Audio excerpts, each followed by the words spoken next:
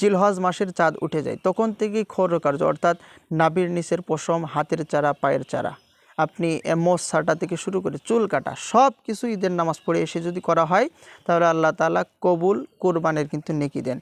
একটি হাদিসে এমন ব্যক্তির একটি কোরবানির সওয়াব দেওয়ার সুসংবাদ দেওয়া হয়েছে।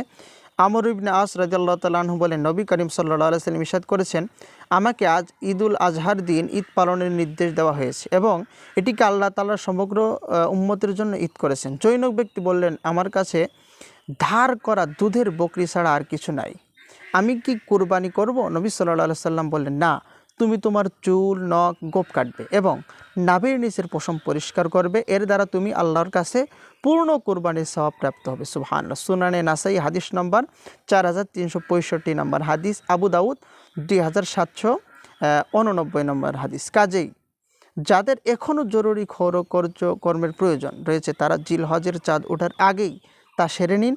প্রয়োজন না থাকলে করার দরকার নেই। এরপর ঈদের দিন অপেক্ষা করুন, সেদিন এই ক্ষৌর কার্যগুলো সম্পন্ন করুন, ইনশাল্লাহ একটি পূর্ণ কোরবানির সওয়াব পাবেন। সুবহানাল্লাহ বিহামদি। জরুর মাসাইল, ক্ষৌর কার্য ঈদের প্রথম দিন সম্ভবত না হলে দ্বিতীয়, তৃতীয় দিন করা যাবে। সকালে সম্ভব না হলে বিকালে বা রাতেও করা যাবে। যারা কুরবানি করবেন তারাও ঈদের দিন ক্ষৌর কার্য করা মুস্তাহাব। সহিহ মুসলিম হাদিস নাম্বার 1977। ক্ষৌর কর্মের মধ্যে দাড়ি শেভ করা অন্তর্ভুক্ত নয়, বরং এক মুষ্টির নিচে দাড়ি কাটা মাকরুহে তাহরিমি। তো আশা করি বুঝতে পেরেছেন।